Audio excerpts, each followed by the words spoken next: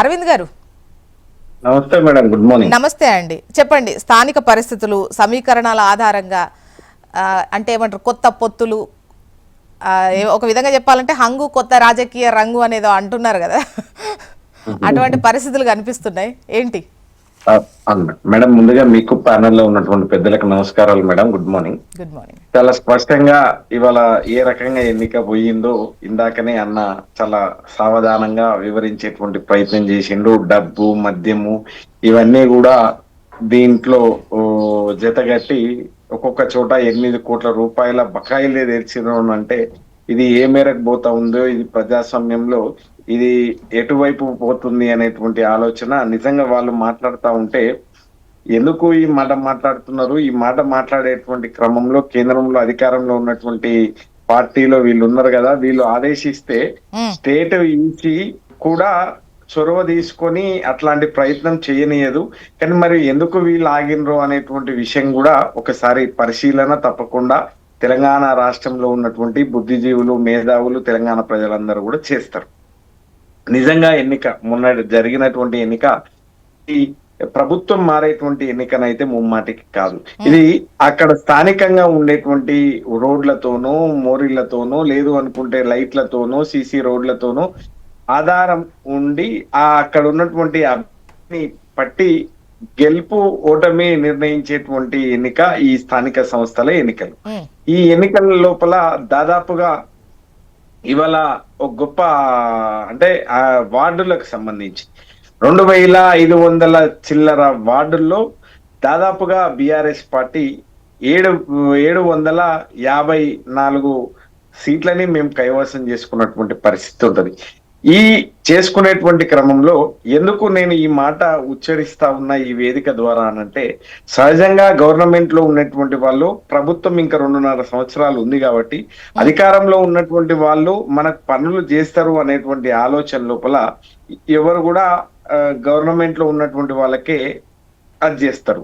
కానీ ఇక్కడ ఈ 2 సంవత్సరాల లోపలనే దానికి భిన్నంగా మొన్న జరిగినటువంటి పంచాయతీ ఎన్నికల్లో కానివ్వండి, నిన్న జరిగినటువంటి మున్సిపల్ ఎన్నికల్లో కానివ్వండి, దానికి భిన్నంగా తీర్పు ఉన్నది అని అంటే ఇవాళ తెలంగాణ రాష్ట్రంలో ఉన్నటువంటి ప్రజలు కొత్తగా కొలువుదీరినటువంటి ప్రభుత్వం పైన వాళ్ళు చెప్పినవి అన్నిటి కూడా అబద్ధాలే అనేటువంటి విషయాన్ని అవగతం చేసుకొని ఇవాళ మేము మోసపోయి గోసపడతా ఉన్నాం. మళ్ళొకసారి ఒకవేళ మా ఓటు 5 సంవత్సరాల కోసం మేము వేసేటువంటి ఓటు ఉంటది కాబట్టి మేము అట్లా మోసపోము అనేటువంటి పద్ధతిలో ఒక గొప్ప ఆశీర్వాదం ఇచ్చినటువంటి పరిస్థితి అయితే ఉంది మేడం.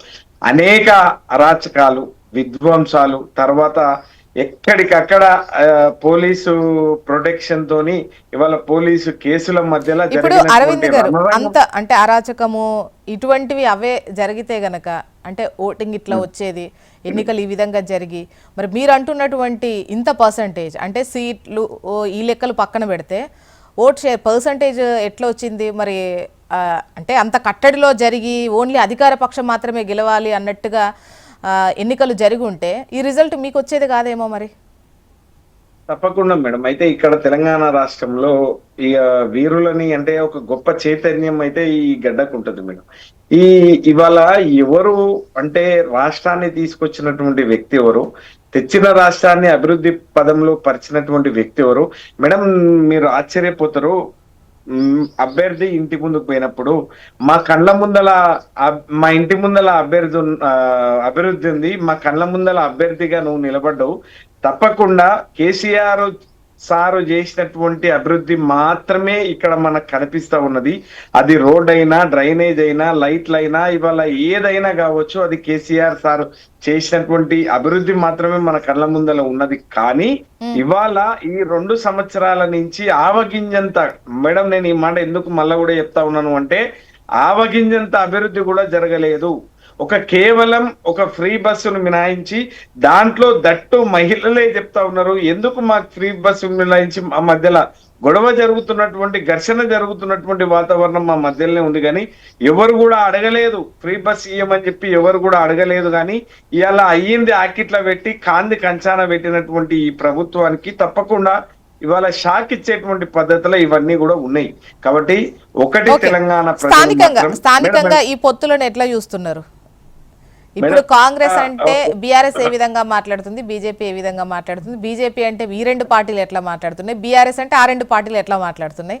బట్ మేడం, స్థానికంగా ఉన్నటువంటి పరిస్థితులు ఈ లెక్కలను మార్చేశాయా ఈ పొత్తులు? మేడం, మేము పొత్తు విషయానికి వచ్చినప్పుడు ఉమ్, మేము కొత్తగూడెంలో అక్కడ ఉన్నటువంటి సింగరేణికి సంబంధించి చాలా స్పష్టంగా కేటీఆర్ గారే స్వయంగా చెప్పిండ్రు. అక్కడ ఆ స్థానం మేము కమ్యూనిస్టులకు మేము బలోపేతం చేస్తాము అనేటువంటి విషయం చెప్పినాం. ఇంకా చెన్నూరులో మేము మున్సిపాలిటీ గెలుచుకున్నటువంటి పరిస్థితి ఉంది. కాబట్టి మేము బీజేపీ కమ్యూనిస్టులతో పొత్తు ఉన్నటువంటి మాట మేము మొదటి నుంచి చెప్పినాం. ఎందుకు అనంటే సింగరేణి మన రాష్ట్రానికి రావాల్సినటువంటి ఒక ప్రథమ దాంట్లో ఉన్నటువంటి ఒక గొప్ప వనరులు మనకు సింగరేణి. కాబట్టి ఈ సింగరేణిలో జరుగుతున్నటువంటి అవినీతి కుంభకోణాల పైన మనం ఒక కన్స్ట్రక్టివ్ విధానంగా ఉండాలి అని అనుకున్నప్పుడు ఇవాళ వాళ్ళకు మద్దతు తెలిపితే బాగుంటది అనేటువంటి ఆలోచన బీఆర్ఎస్ పార్టీ చేసింది. ఇకపోతే ఇవాళ కాంగ్రెస్ బీజేపీ పార్టీ ఎంత దారుణంగా వ్యవహరిస్తా ఉన్నదో మీరందరూ కూడా చూస్తా ఉన్నారు. కాబట్టి ఏంది ఎట్లా అనేది తప్పకుండా ప్రజలు మాత్రం అరే కొన్ని చోట్ల ఉన్నాయి. లేదు రవిశంకర్ అన్న, ఇప్పుడు బీజేపీ కాంగ్రెస్ తో పొత్తు పెట్టుకున్నటువంటి అది కొన్ని ఇప్పుడు చోట్ల ఉన్నాయి, కొన్ని వార్తల్లో కనిపించినాయి. బోధనలో కాంగ్రెస్ బీఆర్ఎస్ ల మధ్య జరుగుతున్నట్టు కనిపిస్తోంది, అవగాహన కూరుతున్నట్టు అనిపిస్తుంది. మేడం, ఇవాళ అధికారంలో ఇవాళ ప్రధాన ప్రతిపక్షంగా ఇవాళ మమ్మల్ని కూర్చోబెట్టిందే తెలంగాణ ప్రజలు.